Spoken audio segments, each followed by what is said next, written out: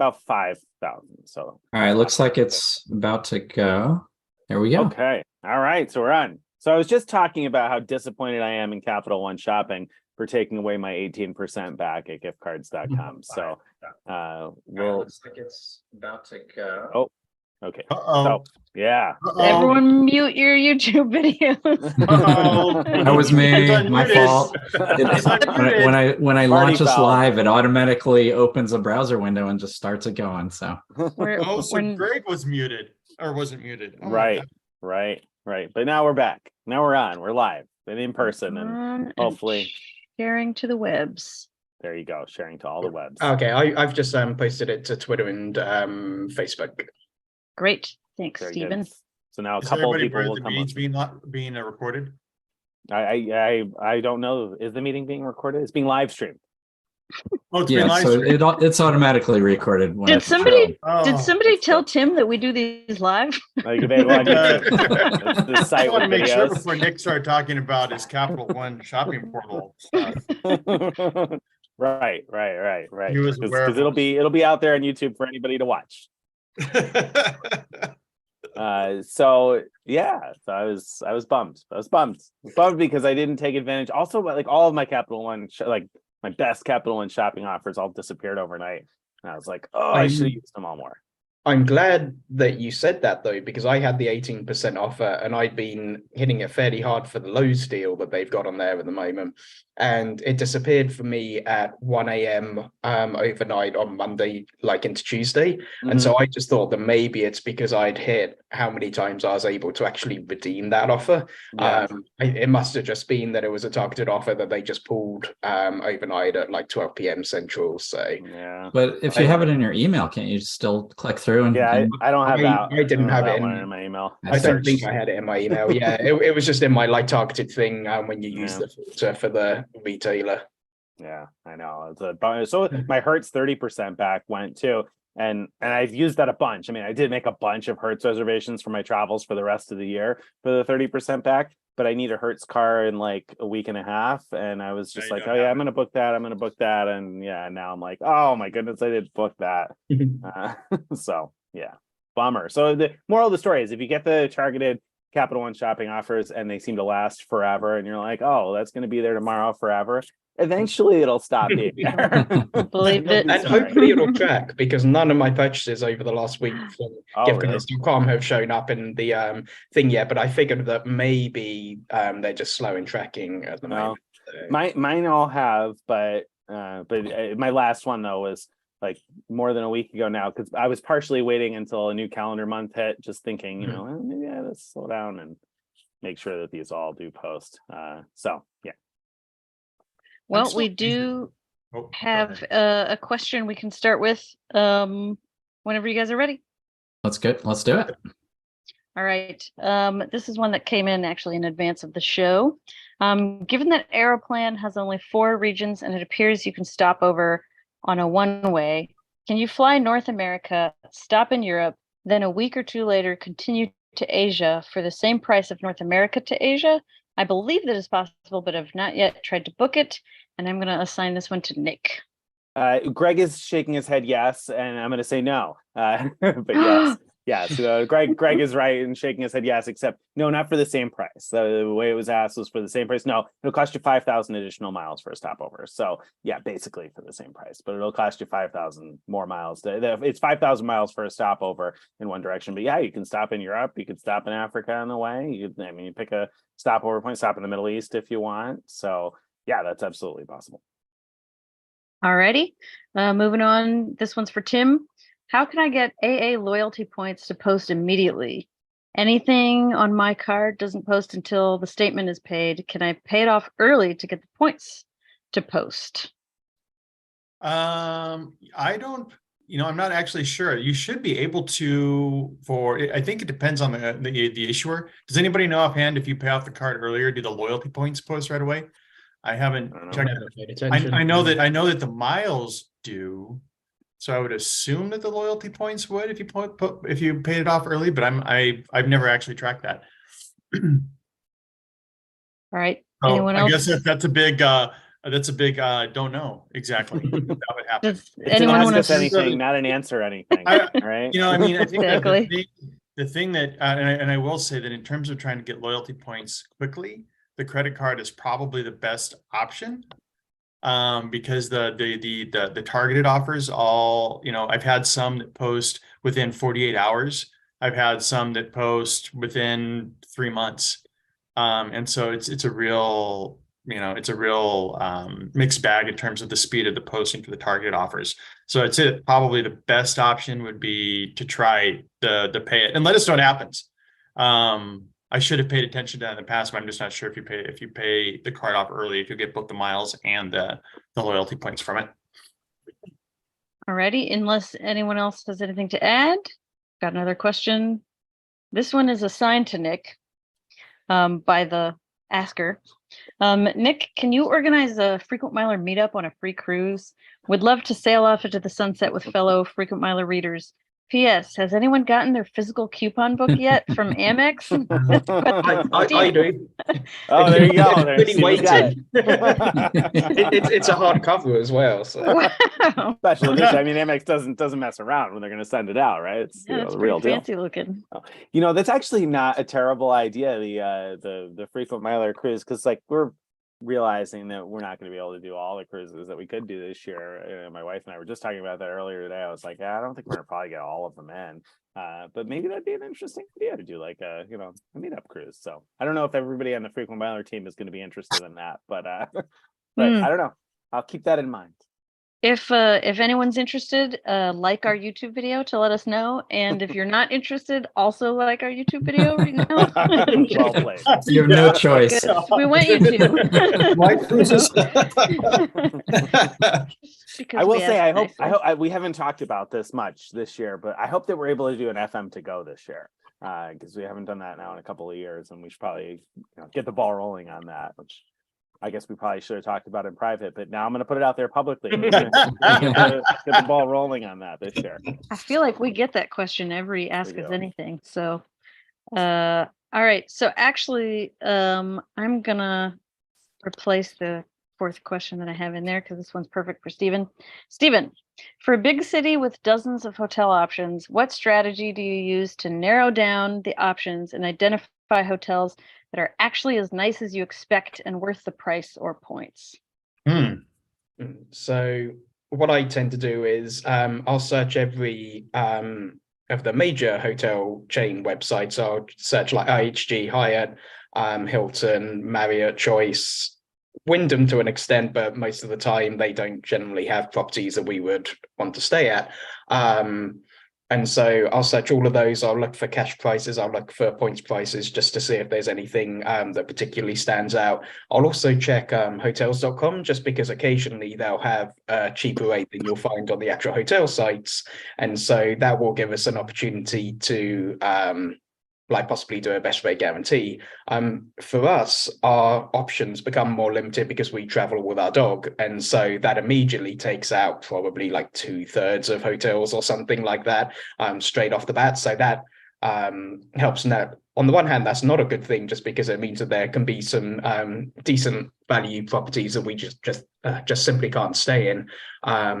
But it also does help narrow down our options. So I'll just go through all that. I spend way too much time looking at hotel options. I also check Airbnb as well, just because for big cities, sometimes that can be a better option, depending on what the different hotel options are, just because it might mean that we can stay in a better location for a lower price, and it might include free parking and things like that. So we're staying in Kansas City soon.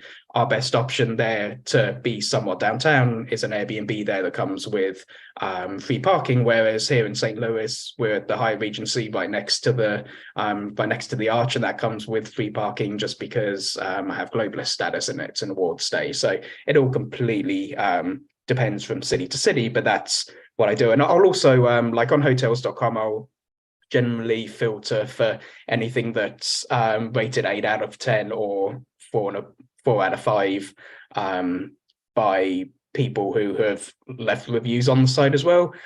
Sometimes I'll open it up to 7 just because if something's rated 7.8 or 7.9, I might be willing to look at it. But generally, we don't tend to want to stay at anything less than an 8 out of 10. Nice. Stephen, what is Are any of the chains better than others at like showing like pet fees and which hotels allow pets? In terms of which ones allow pets, it's fairly easy to filter for that. So like IHG, you just apply a pet friendly filter. Hilton's actually really nice now because on the search results, they have a right at the top, they always have a pet friendly button that you can just click right up there. So you don't even need to open up a separate filter now. Hyatt, you have to go into their filters and select pet friendly. And Marriott, sometimes at the top, they'll have a pet friendly option. Otherwise, you have to go into the filters and amenities and then select pet friendly there. And then on hotels.com, on the left sidebar, they have a popular amenity. Sometimes pet friendly's there. Other times you have to scroll down to the long list of amenities and that'll filter out for any properties that do allow pets, but then it's a pain trying to work out what all the different pet policies are because that can be completely different from hotel to hotel. Hilton's pretty much standardized things now. So for stays of 1 to 4 nights, it's usually, I think, $75. For stays of 5 or more nights, it's 125, I think is how it works with them now, which is annoying if you're doing a 5th night free, because then that costs you more with a pet fee if you're doing an award stay. But it's nice to kind of know what to expect with Hilton in that respect. Hyatt usually has a similar kind of policy, or certainly at Hyatt places, it's $75 for 1 to 6 nights, 175 for 7+ nights. But again, that can differ. So you just have to check every single hotel that you're interested in, which is part of the reason it takes me so long to research. Yeah. So who I have a follow-up question to that. Annually, who spends more cash on hotels, you and Shay or Truffles? Well, it's funny that you say that because in the first, I say like 2 or 3 years of the road trip, I forget exactly what the stats were. I want to say that we were supposed to spend like $3,000 or $4,000 a year in pet fees, and it ended up being about half that, just because half the hotels either didn't charge a pet fee or they charged less than it should be. So if it was supposed to be $175 for a week or more, they actually charged just the lower pet fee of 75 or something like that. But since COVID, I think hotels have been not exactly nickel and diming, but they've been a lot more careful about that kind of thing. And so been finding that far more frequently we're having to actually pay the pet fee rather than forgetting it, which is a bit of a shame, but we occasionally get away with it. So yeah, that does cost us a fairly substantial amount of money in comparison to like how much we end up paying for cash. That's a great follow-up question. I love You ever that. just stuff her in a little handbag real quick and Yeah. Talking about Truffles or It's tempting. Shay? She is pretty small, so we could probably get away with it. But it's so hideable. but she always wants to stop by the front desk to say hi to the people working there when we're yes. staying. So She they foils see your you plan. A little eventually, social engineering. Huh? Yeah. Well, it's funny because the very first hotel we stayed at on the road trip back in 2018 was a Hyatt place in Columbia, South Carolina. And when we checked out, they said, "We haven't charged you a pet fee because Truffles is so cute." we haven't had that since, or certainly not for that reason anyway, but that was kind of fun that they specifically said that. Wish that worked for all fees. All right, this next one is for Greg. Hyatt Bonus Journeys. If I stay 2-3 nights, will that give me 6,000 or 9,000 points back through the promo? Okay, well, so the promo requires first doing a stay to start any points happening at all. So if you literally only did those 2 stays during the promo period, you'd only get 3,000 points because that would only be three nights that qualify. So you have to do like a 1-night stay before those 2 3-night stays, and then you'll get 9K points because that'll be 3 bunches of 2 nights, because the nights don't have to be within a single stay. They count across stays. All right. You know, I have and I don't know if this is this could be just a one-time thing.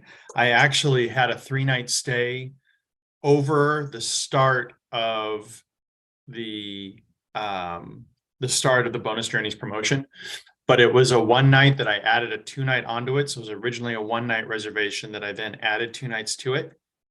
And I got 2,000 points, or I got the bonus from it. Wow. Lucky. Neat.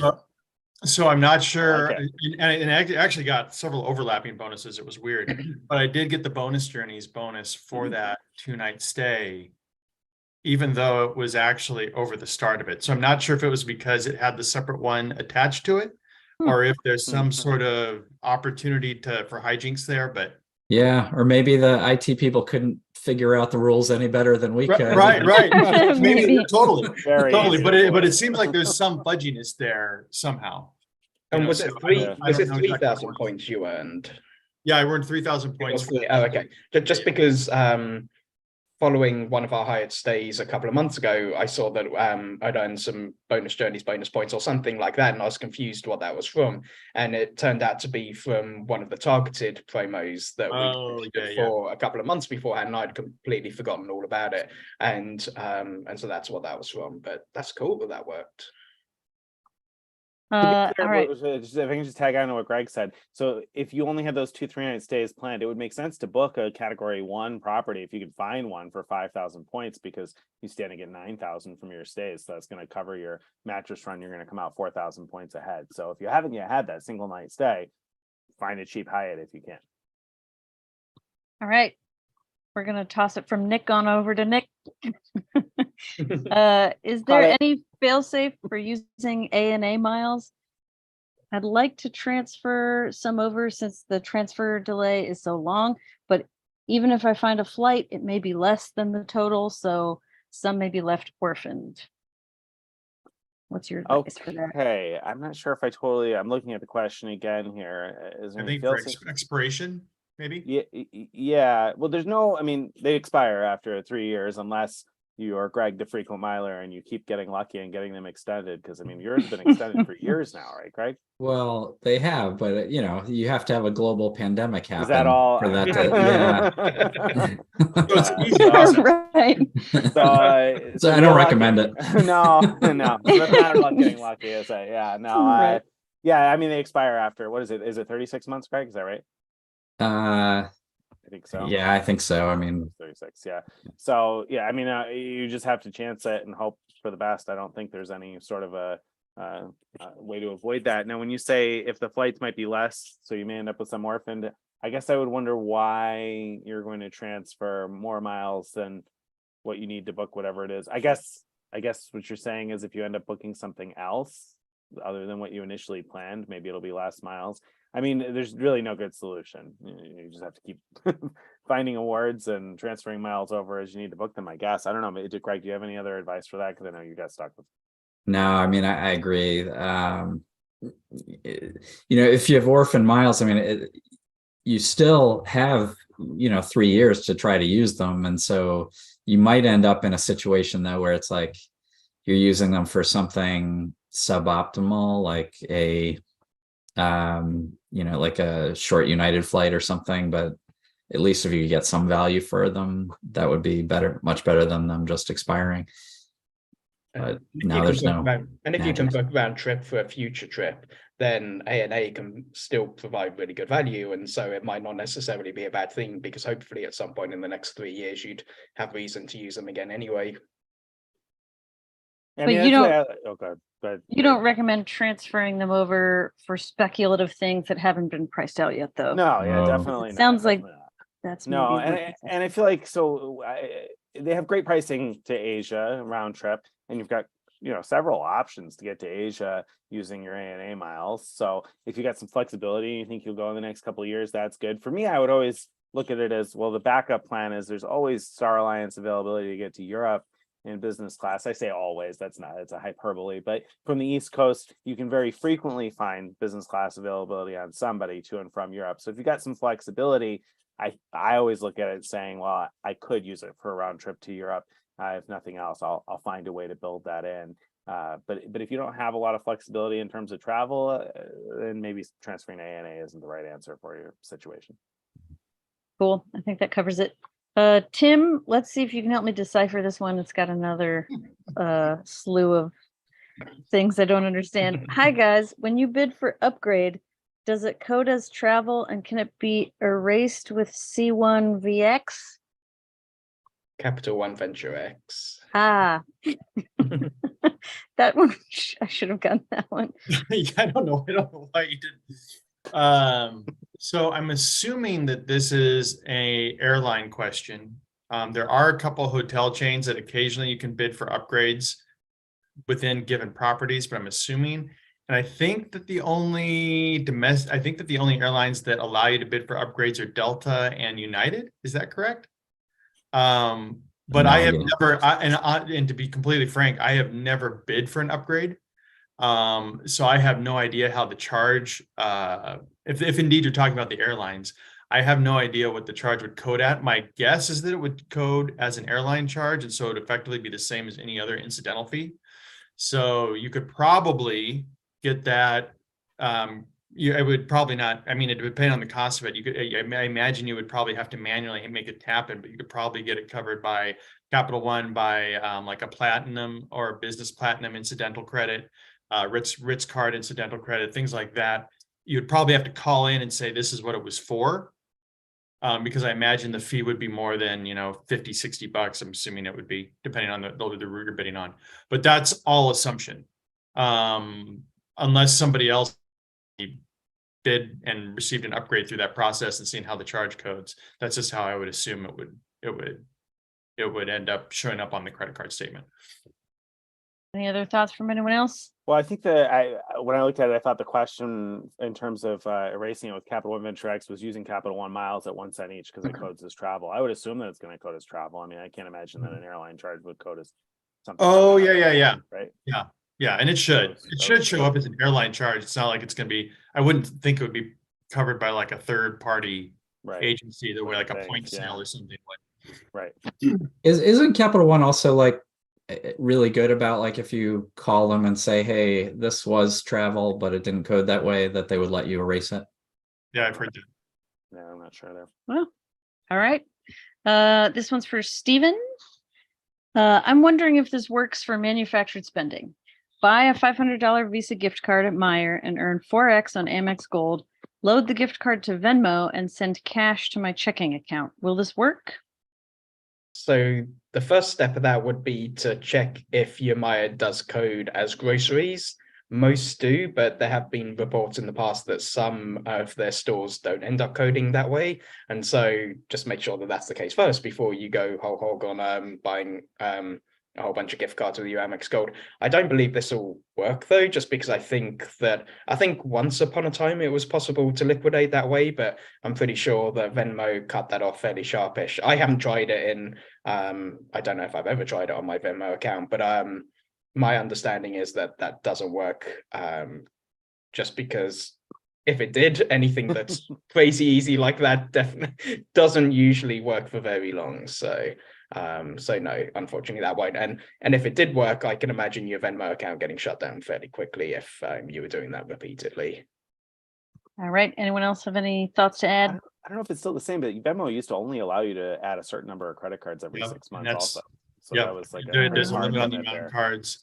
And Venmo actually now can differentiate the bank identification numbers at the beginning of the cards, and can actually tell when you're putting a prepaid card, loading a prepaid card in, and will they may not even allow it anymore. But the last I saw, they severely restricted the activity that you can do from that card when you loaded a bank identity. And it's a fairly low amount of cards every 6 months. I want to say it's like 5 cards or something. Yeah, I like think that. that's right. That's about what I was remembering anyway. Yeah. So I mean, it's not like it's not scalable at all, even if it did work. All right. Okay, where were we? Greg. This one's for Greg. Hearing Greg say that he paid for a hotel stay in New Zealand, it made me wonder what percentage of everyone's travel is actual spend. If you travel 50 days, how many days are you using cash versus points? So I guess this is a Greg and everyone. Well, I mean, I don't know that I ever looked at it to say. I think it's a small percentage. And if we go just by my New Zealand trip as an example, there were 3 nights out of 12, I believe, that were cash based as opposed to with points. So very small percentage. How about everyone else? Almost zero. I mean, for personal travel.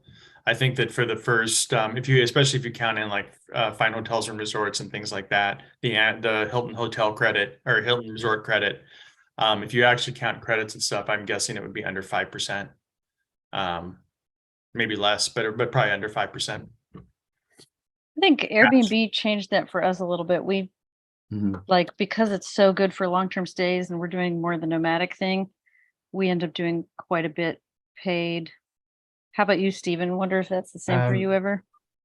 Thankfully, I actually have a record of this because, like, on our own site, then I at the beginning of Right. the year, I put together a whole bunch of stats for like our travel for the previous year. So in 2022, We should get a chance to guess first before you say. Okay, cool. Okay, so Yes. Yes, you so didn't in- read the post, Greg? So, well, the question in is, 2022, how many nights did we have paid and how many did we use points or free night certificates? And it doesn't add up to 365 because sometimes we were staying with friends or family, and also it takes into account That makes sense. our accommodation on the road trip itself rather than when we've done international travel too. do Truffle's pet fees count towards the cash portion? That they don't. That's accounted for separately. So Oh, I I'm gonna think say roughly a fourth or it's out of, fifth. it's out of paid? 321 nights. So So let me do some math. are we Hold on. doing Price is Right rules? Can you go over? Out of how many nights did you say? 321. 321 nights. So we're trying to guess how many. Unless you get it exactly right, then all of you would be incorrect. I'm gonna because one of them say- would be above, one of them would be below. So are we guessing how many were paid or how many were points? I'm guessing Just give us one. 65 paid is my guess. okay, And I redeemed, I'm gonna say the rest, 200? so. or like the rest. Yeah, I don't know. I'm gonna go 45 paid and 272. I don't know if that adds up. No worries. We don't know what we're adding up to. I'm going to go high. I'm going to go 123 paid and the rest rewards. I'm going to say 122 paid. Savage. You know, Of course you are. If you had gone one the other way, you would have been correct because it was 100. Oh! It was 125 nights paid Oh no! and 196 award nights. Oh, And it That's was good. actually even more nights Oh, wow. paid the previous year. But part of that is because since COVID, we ended up staying in more Airbnbs. And also we've been having more extended stays in places. And so because we've been staying for like 7 days or longer in a lot of places, we can often get a long-term stay rate somewhere. And so that ends up making it cheaper than if you're just booking like 2 or 3 nights at a time. So that's made paid stays a bit more appealing at times than redeeming points for a whole long stay. So yeah, that's what it's been for. So the previous year, let me just have a quick look. In 2021, we had 181 nights of paid stays and 162 award nights. So That's not too dissimilar from each other. That's really interesting. Yeah. Cool question. So this one is for Nick. Can I qualify for the cruises only with MGM Gold, or do I need to get Caesar Diamond? Can I get Caesar Diamond with MGM Gold? If there's a way to get Caesar's Diamond with MGM Gold, I'm not immediately familiar. Well, yeah, no, I don't know how to get it with MGM Gold. Never mind. But no, yes, you can get the cruises with MGM Gold is the answer to your question. I just recently wrote a post and I just retitled it today to how to get free cruises, gaming status matches, gaming casino status matches, something like that. So that was a recent post that I wrote. It was how to get 57 free nights or something before that. So in that post, I lay it all out, what you need for each thing, and the sections for the cruises are Caesar's Diamond or MGM Gold. So we've had people report success with both. So you should be fine. Now, when I say the cruises, I mean, you can match directly to the Carnival Fun Match and the Holland America one with MGM Gold and get the free cruises there. And then if you're going to do the Atlantic City routine, you can start with MGM Gold. You don't need Caesars. You just take MGM Gold to Hard Rock and you'll get the Rock Royalty, which will get you to Ocean Prime for an MSC cruise there. And then you drive over to Philadelphia, match at Philadelphia Live, wait a few days, and then go to Rivers and end up with another free cruise there too. So lots of free cruising to be had. And yes, you can do it all with MGM Gold. All right, cool. This is an everyone question, but I'm going to make Tim answer first. Anyone have any experience with Singapore Air in economy? I do, but it's been a minute. Thoughts? It's, like most of the Asian airlines, it's a better experience than any of the domestic economies, from what I remember. I remember we were in Singapore between Brisbane and Singapore on our honeymoon 22 years ago, and the people found out in our little ticket ID back at the time, you'd actually have like a little ticket ID for each person. You could put notes in, and our travel agent put it there on our honeymoon, and so they baked a personalized cake for us, gave it to us mid-flight. Is this for real? No, 100%. Wow. And I can't imagine like United ever doing that. No kidding. And so, I personally have probably flown over the last, and I mean, now, we're literally going back like 22 years, right? I've probably flown Singapore economy maybe 3 times, maybe. And it's probably been 10 years. So take that with a grain of salt. But I mean, overall, I would say that the economy experience is a step above, a significant step above what it would be for, United, Delta, American. I'm going to expect cakes. Has anybody else flown more recently though? I don't remember. Maybe. I have no idea. All right. Moving along. I think that's as thorough as we need to be on that one. So I'm going to kick this one. So basically, if you fly Singapore in economy, you can expect to get a cake baked to for you. Absolutely. That's the main takeaway from that. Just to tell them that you're on your honeymoon, and they will absolutely bake you a cake. But you have to use a travel agent. You have to use a travel. I was going to say, you got to get your travel agent to tell them that. So that's part of the part I couldn't believe. Had to be 22 years ago when you used a travel agent, probably. Well, and to be fair, that was back when like it was a round the world ticket. I actually bought a physical round the world that's ticket. right. Wow. It had a physical stapled package of 22 different one-way paper tickets that were all stapled together that we tore Did you out keep it? in the book. I have the very end of it. That's it's cool. 22 empty things with like the actual summary. That's awesome. Now That's Tim cool. sounds like the elderly guy, huh? So, like, It does. that's what got me into the whole thing originally, is because of that. Like, I spent like 9 months just poring over route maps for Star Alliance to figure out where we could go on a one-way around the world thing. And I was working with this one guy that specialized in them. Circle the Planet. That was the guy's name. Circle the Planet. That was the travel agent. Yep. How did his parents come up with that? Wonder if he has that .com. And There's he only so specialized many- in around the world stuff. So anyway, but that's There's only so many businesses you'll get into if that's your name. Circle. Right. True. All right. So, Stephen, how can people receive Amex No Lifetime offers? I feel like we get this question a lot, but we might as well answer it again. Wouldn't getting non-lifetime offers exclude you from non-lifetime offers in the future? How does all this work?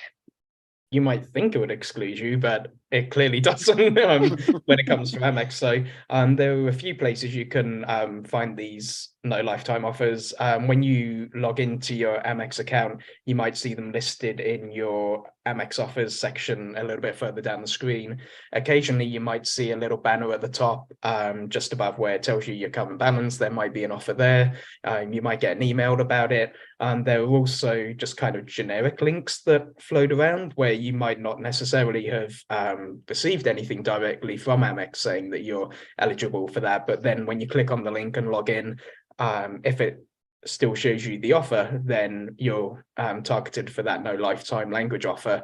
And so you can apply through that way too. So I have no idea how Amex works with their targeting with things like this. Sometimes we're targeted for them, sometimes we're not. But if you're targeted, then go for it if you can manage it. All right. Very good. Next up, Greg. Does Flying Blue show phantom award space, or are they pretty safe to transfer points to if you see space available? I don't know the answer to that. I haven't. I can't think of hearing about them showing phantom award space, but that doesn't really prove anything. I'd never heard of that, but then on the post that I did about the Flying Blue promo rewards the other day, there have been like some comments where people are saying that it's originally showing results, but then it's showing nothing when they're trying to click through to actually see the flight stuff.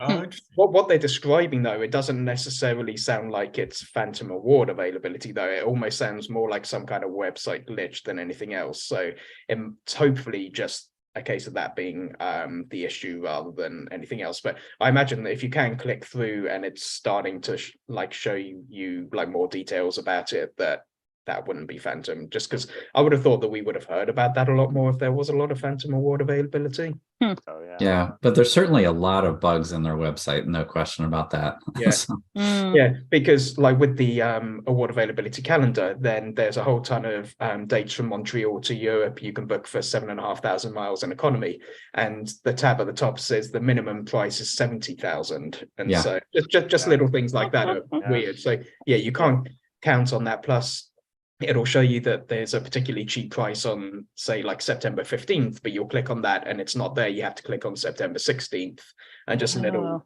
odd things like that. So yeah, don't trust what's initially listed there, but yeah, if you can start clicking through, then I don't think it's phantom. All right, very good. Nick, what is the best way to accumulate Hyatt points? Transfer via Chase Ultimate Reward points or Hyatt promo on buying points? I've never even remotely considered buying the points. I mean, I guess if you need them right away and you got a good high value redemption for them, okay. But I think even when they're on sale, they still cost over 2 cents a point, don't they? It's pretty pricey, I think. I think it's like No? 1.89 or something, but it's like it's Close. Thereabouts though, so Close, it's yeah. not like it's a screaming deal.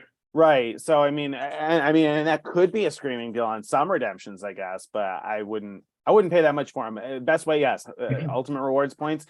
Get a Chase Inc. cash card. You get your 5 points per dollar at office supply stores.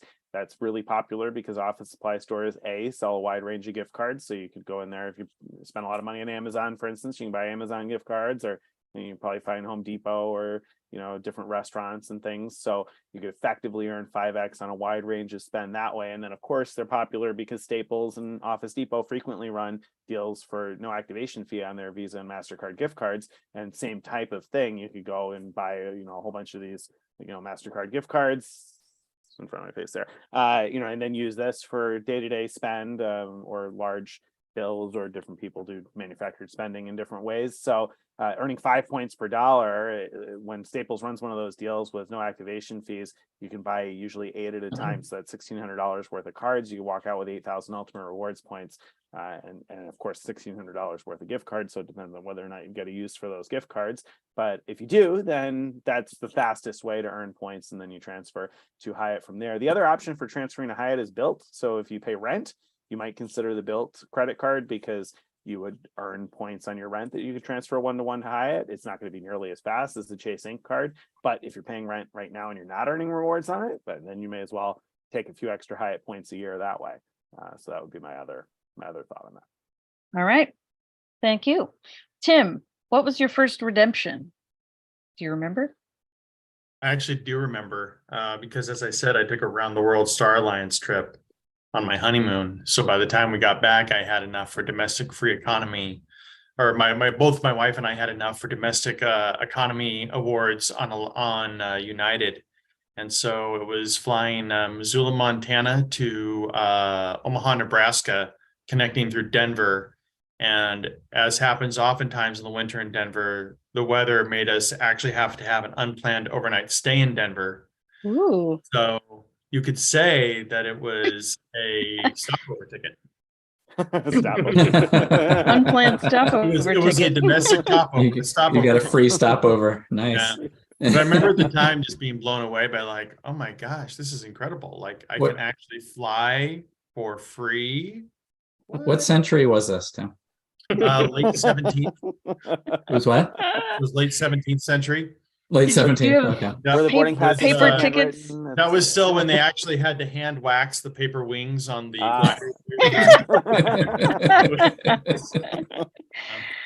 Those were the days. That was when travel really was something. Everybody dressed up for it. It was incredible. Everybody's smoking on planes and everything. All right. So it's Steven's turn, but I feel like, so this one relates to the podcast. So maybe we'll go to Greg for this one. Where do I find the no. Yes. Where do I find the cheap Wyndham and Hyatt properties in Hawaii that you guys talked about last week? Or maybe they mean, anyway, I couldn't find them on the apps.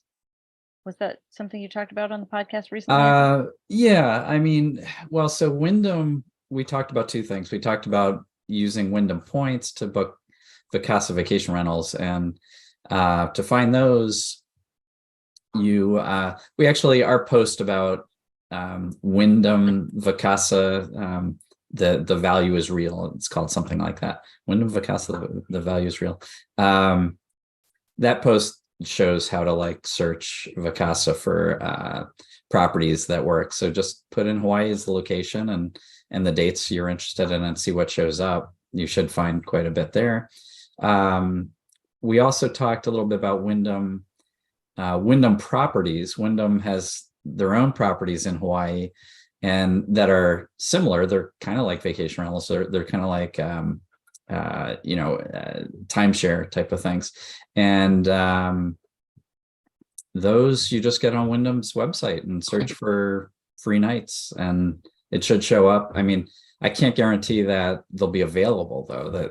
That's a trick. Like often those properties are booked way in advance, or there's not that many available for to book with points.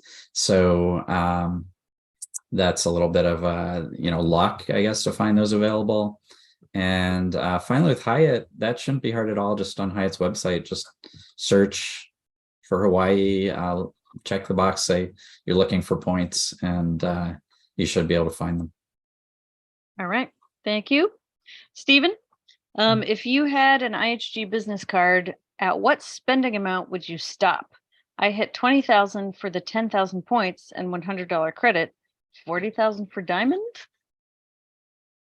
Unlikely. So unless you have capability to generate a whole lot of spend at the bonus levels on the IHG business card, I think you'd be hard pressed to make that worthwhile. You'd need to run the numbers. It also depends on how many free breakfasts you're going to be getting at IHG properties. If you're only going to be having, say, like 1 or 2 stays at Holiday Inn over the next year, it's probably not going to be worth it. If you're going to have a whole ton of stays, it might be a bit more worth it if you value the breakfast benefit highly, but even then, you might be better off just putting it on a card that earns like 2% or more, and then just paying cash for the breakfast, depending on how much you'd earn. So you basically need to just run the numbers for yourself. But 20,000 on an IHG business card would be, I mean, it does have some like okay earning categories now, but even then you could still do much better elsewhere. So you get like 5x on gas, but then you can get 8x on Wyndham points, and Wyndham points are worth more than IHG points and things like that. So I'd say probably not worth it. I'm gonna I agree with Stephen, but there's a situation where it might be worth it, which is to do that once to get to diamond, and then ambassador, and then use the ability to buy ambassador status each year as a way to renew your diamond status forever after that. So again, you need to run the numbers to see whether paying for ambassador status either with points or with cash makes sense for you. But and also we can't guarantee that trick will last forever. But the basic idea is before your diamond status expires, buy into this other type of status that IHG has called Intercontinental Ambassador status, and that theoretically will renew your diamond status. Yeah, that's a great point. And one other quick thing to add regarding these spending thresholds. The IHG cards are a little bit weird because you have to spend 20,000 and then make one further purchase to get the 10,000 points and $100 credit. So just make sure that you weren't carefully tracking to $20,000 exactly, right. Say maybe through a tax payment or something like that, and then quit there, just because otherwise you won't get those. You have to make one more purchase. It could be a like pack of gum or something like that, but yeah, you just need to make sure you do that. So, yeah. So putting the question back to Greg's, I think Gregory brings up a really good point. if you were in a situation where you weren't a manufactured spender, so you couldn't generate unlimited spend, would you spend, and let's say 20, I'm just going to go theoretical on this. If $20,000 meant that you were going to use this card for the rest of the year, would you do that for 1 year to get the initial diamond and then be able to renew it using Ambassador? Like, would that situation in that case be valuable enough for you to do that? Who are you asking me, or who are you Yeah, or asking? anybody? This all play. I'm just curious. Yeah, like given Greg's situation, would you do that? I mean, you have to be planning on eating a lot of breakfast. You know, if you're going to stay at a lot of intercontinental properties, you know, the higher end IHG properties, and I wouldn't. To answer Tim's question, no, I wouldn't. But I feel like some people are very loyal to IHG, and if that's you and you're loyal to IHG because of like Kimpton Intercontinental, maybe Hotel Indigo, those sorts of properties, then maybe the diamond status will work out over time. But if you look at that extra 20K spend and you just opened like 2 or 3 good credit card bonuses, that would probably pay for breakfast for the next 2 years. So I'd be really hesitant. You'd have to, if you're going to stay a lot at intercontinental properties, maybe, right? Am I right? Am I wrong? You're right, but there's part of me that just like likes Loves doing the stuff like gaming that because system. it's a fun game. Yeah, it is. I mean, I have ambassador status right now, and I haven't used the free thing, the buy one get one, and I haven't stayed in Intercontinental yet, but I did just book an Intercontinental stay last night and today. So we'll take that for a spin and see what it's all about. And I intend to probably renew it because I'll be able to use IHG points to renew it, and I have the old IHG Select card, so I'll get 10% back. So it's a little bit less expensive, and so it takes less breakfast to work out over the long run. But I didn't spend 40,000 to get it though. So Right. All right. Moving on to this next question, which I think is interesting. I think we're at Nick.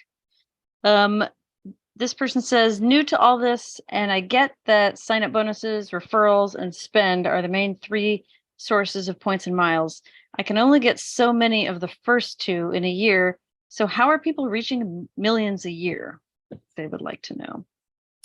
well, I mean, yeah, it does depend on how much you can spend, and how much you can spend is it depends on which techniques you want to use. Like, I mean, it's tax time, so that's a great one to point out right now. You know, like I have a targeted business platinum mailer sitting next to me that is good for 150,000 points after 15,000 spend. Now that's a lot of spend, but I could make a tax payment right now, and presumably if I overpay my taxes, I'll get it back when I file my return. I mean, potentially there's a way to do that, and I'd have to be able to float the cash, and could take forever to get the refund and all the rest. So there's like some ins and outs and what have yous there, but or Lowe's has had this great gift card deal over the last week that they run every now and then, and I could have bought some there, although whether or not you want to buy gift cards with your new Amex card is, sort of, I guess, personal decision. But the limitation of spend, I guess, depends on how wide you're willing to look for it. So if you're asking how people get millions, will they spend more and get more sign-up bonuses than what you're talking about? I mean, there's not a magic solution to that problem. It's earning more. You don't necessarily need millions, though. I mean, depending on your travels, you may only need a few 100,000 or a couple 100,000, or so you may not need as many points. And that business platinum offer I just mentioned is a lot of spend for 150,000 when you could get an Amex Platinum card right now, and with $6,000 spend, you can end up with 150,000 points, and that could get you easily a round trip for 1 or maybe 2 people to a lot of different places. So, and then you need 1 more card to cover your hotel. I mean, 2 cards could. I just wrote a post recently about how you get to Hawaii and stay for better part of a week with 2 new credit cards. So if you can open 2 a year, you go to Hawaii every year, so to speak, and plan a trip. You don't need millions and millions of points to be able to travel nicely, I think. All right. Very good. There's also really quickly, let me throw just a post. We have a post called The Guide to Manufactured Spend that's out there. It's not terribly up to date right now. We just actually talked about it today, but I think in terms of just conceptually to think about some of the ways that you can increase spend, a lot of those will be listed. So it's a good thing to sort of read to, just to think through some of the ways that people might increase their spend without necessarily, and taxes are one example of that, without necessarily having to increase their consumption. Let's just put it that way. Yeah, and I should mention, I think Stephen has a post, right? Am I right, Stephen? Do you have a post about like a million different ways to earn miles and points? Is there? I think you wrote one at some point that was Oh about yeah, shopping it's portals and this and that. yeah, Like, it's some kind of number of how to earn points and miles without flying. So I will add a link to it in the Oh, yeah. you Is get it- shopping portals. Thank You get you. Simply Is it Miles more or something. ways than the number of days you spent taking paid hotels? Okay, everyone guess what the number. No. Steven's assignment this year. He needs to earn points every single day he pays for a hotel. 365. Oh, 162 or whatever it was. Okay, while he does that, let's see if we can squeeze a few more questions in here. Tim, if you book back-to-back one-night stays for fine hotels and resorts, Good job. to use $200 Wow. credits, how do you combine those reservations? Does it differ at all if it's a mix of player 1 and player 2 stays? Can you combine with all hotel chains? So lots of little questions in there. Can you combine with all hotel chains? Okay, I think I get it.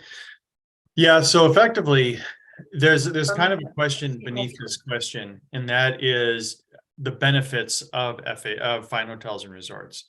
You can make 2 back-to-back one-night stays in the same person's name, and you can call and have those resorts or those reservations combined, or do it at the front desk when you get there. The issue is that many hotels will tell you, they will probably honor those reservations, but they will tell you that you will not get primarily whatever the additional food and beverage credit or additional property credit that fine hotels and resorts reservations give. A lot of them will limit that to 1 per stay. I've heard of like really fine, like of some places getting really persnickety about breakfast, free breakfast, and some of the other things that come with fine hotels and resorts. That doesn't seem to be very common. Now, the way that a lot of people will do is they'll actually, to your point, they'll make 1 reservation with a player 1's card, 1 reservation with player 2 card, and then they'll actually go back and check in with player 2 after player 1's reservation is almost complete, because you get a late checkout. So you can go back in like early afternoon and check in with player 2. It can involve moving rooms then, but usually both of those reservations will then get the full benefits of the FHR or from fine hotels and resorts. Now there are terms now in the in the terms and conditions of fine hotels and resorts. They actually specifically mention that situation and say that you're not guaranteed to get benefits at that point. I don't know how strongly the wording is. If it's you won't get the benefits, or you won't, or you're not guaranteed. But it's not guaranteed that you will get them. But the reality is, in the grand scheme of things, very few people will even get that it's the same traveling party together. For me personally, when I've had back-to-back hotels, it's, if I'm having 2 fine hotel, and actually I have 2 fine hotels and resorts. We have at the Intercontinental Vienna in July. I love that hotel. It's not worth it. Oh, do you? Have you been there before? Oh, Yeah. cool. It looks like a great hotel. It's not really worth it to me for that to get another property credit. I would rather stay in the same room and not have to just mess around with it. So I would rather them combine it into a 3-night stay and then have the breakfast every day and then not have to worry about the property credit. Whether they do it or not it doesn't matter to me. But that's really where you're getting it depends on how much you want to maximize those fine hotels and resorts credit or benefits from that reservation, as opposed to, will they let you do it? Well, yeah, they'll absolutely let you do it, probably. And once again, very occasionally I do hear about stories of people that were persnickety because they made back-to-back reservations and they didn't want to give them the breakfast, the free breakfast in the morning. But usually it's just based on that seems weird. I haven't heard about that, because I mean that's not. It's like I've heard it once or twice where somebody said, and I think in both of those situations, they sort of escalated it and it ended up getting, I've never heard of somebody that actually got denied as opposed to an overzealous front desk agent that I think was sort of like trying to, and it was actually in a hotel, the Kempinski Hotel in Moscow, in case anybody is thinking about going there right now, which I would recommend. But Nice. Okay, cool. I'm gonna see how many questions we can fly through, although we only have a few minutes left. Stephen, is it another IHG question? Is it a good decision to speculatively buy the IHG points at 0.5 cents with the current promo? If so, what would you describe as the best use of those points? Maldives or some other destination? Speculatively, possibly not. If you're quite confident that you would be able to use them in the near future, then it could certainly be worth it, especially if you have an IHG Premier or Traveler card, because then you get the fourth night free, or every fourth night free on award stays, which can really give good value, especially if the fourth nights are more expensive than the other nights. That can save you a whole ton of points. Maldives, possibly. I did a post on Frequent Miler. If you take a look for the Holiday Inn Resort, I can't remember exactly what the name is, but Holiday Inn Resort Maldives, and then it begins with a K after that. I did a post all about that and how it can be fantastic value with points, especially if you have any IHG cards. But I found that IHG gives some absolutely fantastic value. We've got an award stay coming up in a couple of weeks' time, just because of the fourth night free. We bought our points ourselves during a half cent promo, and our net cost is something like $75 a night or something like that. And I just had a look today just to see if it would be better to book a paid stay because of the 24% cash back from Capital One Shopping and a new targeted promo. And it's not, because otherwise we'd be paying like $175 a night or something like that. So booking with points can certainly be worth it, but just run some award searches first just to make sure that that's going to be worthwhile for you. All right, I'm gonna slide one more in here for Greg. Any difference in saver fares you see depending on the United card you have, or will cards suffice? No, it'll be the same regardless of what United card you have, is my understanding. I Steven's saying no, I'm wrong. Well, So- I always thought that it was, but I think I saw the other day someone saying that they have the Gateway card and their partner has the Explorer card or something like that. And I think that they said that the Explorer card had access to even more, or either more awards or better award pricing than the Gateway account did. You're right. It was in the Facebook group. I forgot all about it, but you're right. Oh, that's Yeah, super because interesting. I hadn't been aware of that until this, because I've only got a Gateway card, and so had assumed that was the same until I'd seen that. So Yeah, so so yeah, that's it can hard make on a the street. difference. Whether or not it's worth paying the like $95, $99 annual fee for the Explorer card to get the extra access is a whole other matter, because I imagine it completely depends on which route you're searching. Well, Yeah, that so it's that was in the Facebook group, so if you search Gateway in the Frequent Miler Insiders Facebook group and scroll down a little bit, you'll find a post from a member named Mark that I haven't dug into it yet. So, but there is some info there if you need more info. It's fascinating. all right. It's another reason for all y'all to follow Frequent Miler Insiders also. So do that after you like this video. But I think we're out of time. So thanks,